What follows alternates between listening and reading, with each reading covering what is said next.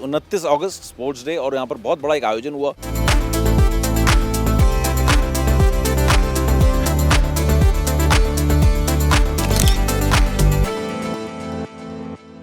हम लोग इसको एक पर्व की तरह, उत्सव की तरह मनाते हैं। मोंडो ट्रैक जो आपको दिख रहा है, मोंडो ट्रैक नहीं है, उसके पीछे एक बहुत बड़ी कहानी है। 29 अगस्त 2025 हिंदुस्तान को मिला मोंडो ट्रैक। लेकिन मोंडो ट्रैक के पीछे, सिर्फ मोंडो ट्रैक जो आपको दिख रहा है, मोंडो ट्रैक नहीं है, उसके पीछे एक बहुत बड़ी कहानी है। उससे पूरा हिंदुस्तान जुड़ा हुआ है, उससे पूरा हिंदुस्तान का खेल जुड़ा हुआ है।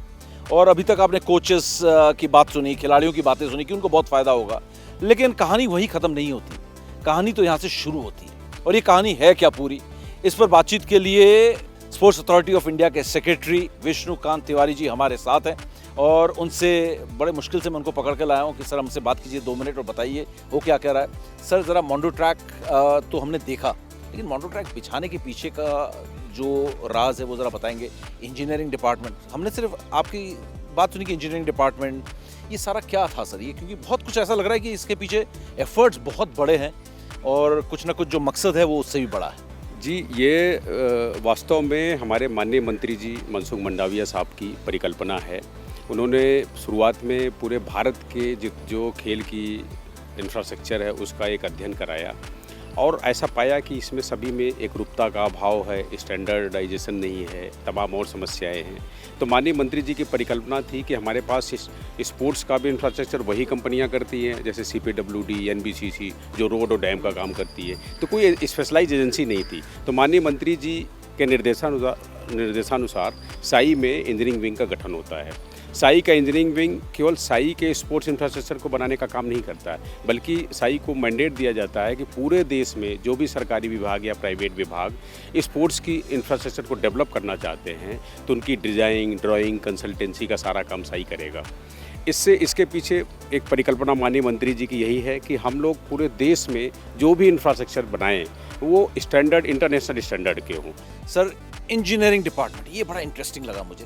हमने कोचेस सुने थे, एथलीट सुने थे, सर हर चीज़, मतलब अगर बात करें शेफ द मिशन सुनते हैं, लेकिन इंजीनियरिंग डिपार्टमेंट, इसको आपने, ये जो आपका ब्रेन चाइल्ड था, ये इंजीनियरिंग डिपार्टमेंट आपने क्रिएट किया, क्या ये पूरे देश में काम करेगा इंजीनियरिंग डिपार्टमेंट और साए इसको कंट्रोल करेगा? ये किस तरीके से होगा? इंजीनियरिंग डिपार्टमेंट बड़ा इंटरेस्टिंग लगा, लेकिन क्या ये आप पूरे इंडिया में इस इंजीनियरिंग डिपार्टमेंट के साथ काम करेंगे जहाँ पे भी काम होगा, जो बनाना होगा? एक्चुअली ये एक परिकल्पना हमारे माननीय मंत्री जी की थी और उनका उद्देश्य उसका ये है कि हमारा कोई ऐसा नहीं कि सारा नियंत्रण हमारे पास रहेगा, हमारी सलाहकार की भूमिका होगी। अगर किसी राज्य सरकार या किसी विभाग को कोई खेल से संबंधित अवसंरचना का विकास करना है तो वो साई की मदद ले सकता है। हम साई इसके लिए प्रतिबद्ध है कि उनको हम स्टैंडर्ड डिज़ाइन, ड्राइंग और आर्किटेक्ट से रिलेटेड सारी हेल्प करेंगे और हम अभी MHA और कुछ और विभागों के लिए काम कर भी रहे हैं। तो ये हमारी सलाहकार भूमिका होगी। वो विभिन्न खेल विभाग या उनके ऊपर होगा कि वो अपने से करना चाहते हैं या साई से मदद लेना चाहते हैं, और बहुत ज़्यादा रिस्पांस आ रहा है। आज 29 अगस्त स्पोर्ट्स डे और यहाँ पर बहुत बड़ा एक आयोजन हुआ और बहुत सारे साई के एम्प्लॉयज़ भी आए। सर, इस आयोजन के बारे में थोड़ा सा बताएं कि क्या था आज, क्या आप लोग का आइडिया था, क्या थीम क्या था? इस संबंध में आपको बताना चाहूँगा कि जो 29 अगस्त का दिन होता है, ये साई और खेल मंत्रालय के लिए खास दिन होता है। हम लोग इसको एक पर्व की तरह, उत्सव की तरह मनाते हैं और ये लगभग एक पखवाड़े 10 से 15 दिन तक चलता है।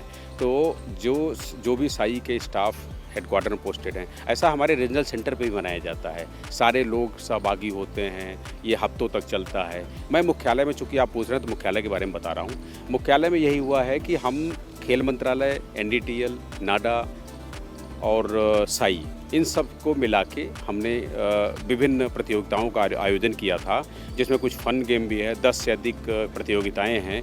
इसमें लोग 15 दिन पहले प्रैक्टिस शुरू कर देते हैं और 1 सप्ताह पहले हम मैच रखते हैं। इसमें हमने 5 हाउसेज बनाए विभिन्न के, जैसे मुख्यालय का एक KD जाधव हाउस है, साक्षी मलिक हाउस है, मिल्खा सिंह हाउस है। ये सब हाउस बनाए हैं। उन सब हाउस के बीच बड़ी अच्छी प्रतिस्पर्धा होती है और आप देखेंगे कि रात 11 बजे तक मैच चलेंगे। 11 साढ़े 11 बजे जाके फाइनल होता है, फिर उसमें विनर ट्रॉफी, रनर ट्रॉफी सब होती है।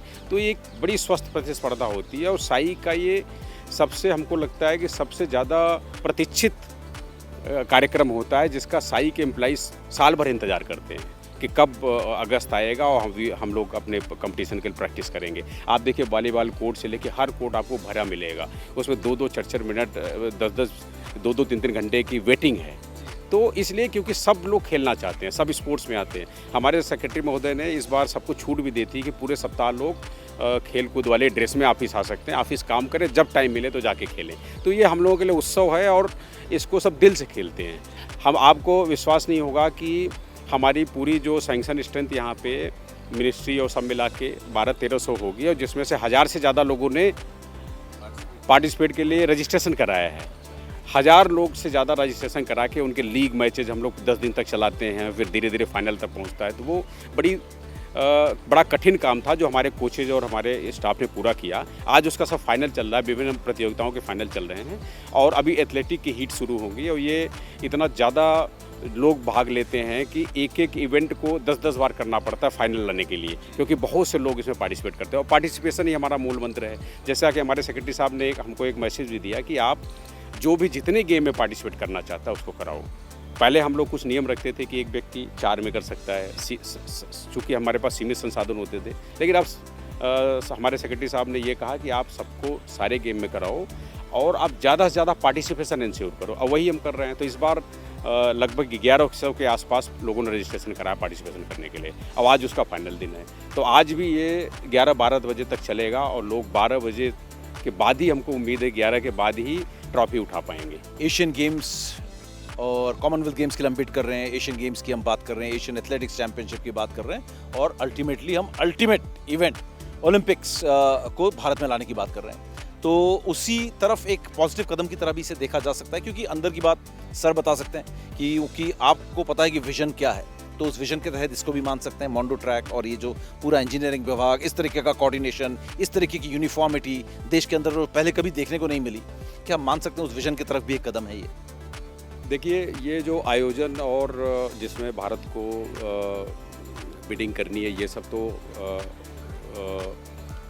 जो भी उससे संबंधित लोग हैं वही बता सकते हैं, ये सब की ज़्यादा इन्फॉर्मेशन हमको नहीं है। लेकिन ये सत्य है कि मोंडो ट्रैक या जो भी अच्छी और संरचना बनेगी वो देश के खेलों के विकास में आगे जाएगी। और हमारे माननीय प्रधानमंत्री 2014 के बाद से ही लगातार वो खेलों को बहुत महत्व देते हैं। शायद ही ऐसी कोई मन की बात उनका होता है जिसमें वो खेलों की बात न करें और हर चीज़ में वो बढ़ चढ़ के भाग लेते हैं। जैसे पैरा ओलंपिक चैंपियनशिप होने वाली, पैरा एथलेटिक चैंपियनशिप होने वाली है, उसमें भी उनका ये है कि अच्छी तैयारी के साथ होना चाहिए। तो निश्चित तौर पे पूरे देश के खेल के विकास के लिए मोंडो ट्रैक या कोई भी ऐसी अच्छी इंफ्रास्ट्रक्चर देश के विकास के लिए ज़रूरी है। ये विजन साफ देखा जा सकता है कि कहीं ना कहीं ये विजन जो है ओलंपिक्स की तरफ जाता हुआ भी नजर आ रहा है। जिस तरीके का इंफ्रास्ट्रक्चर यहाँ पे बिल्ड कर रहे हैं, पूरी एक टीम बनकर, एक देश जो है एक साथ एकजुट होकर आगे बढ़ने की यहाँ पर कोशिश कर रही है और हमें उम्मीद है कि ये पॉजिटिव कदम ना सिर्फ खिलाड़ियों के लिए बल्कि हिंदुस्तान के लिए भी पूरी दुनिया में एक अलग पहचान दिलाएगा और ये हमारी सफलता और मेडल्स में भी तब्दील होंगे। सर बहुत बहुत धन्यवाद और ऑल द बेस्ट आपको फ्यूचर के लिए मुहिम में। Thank you.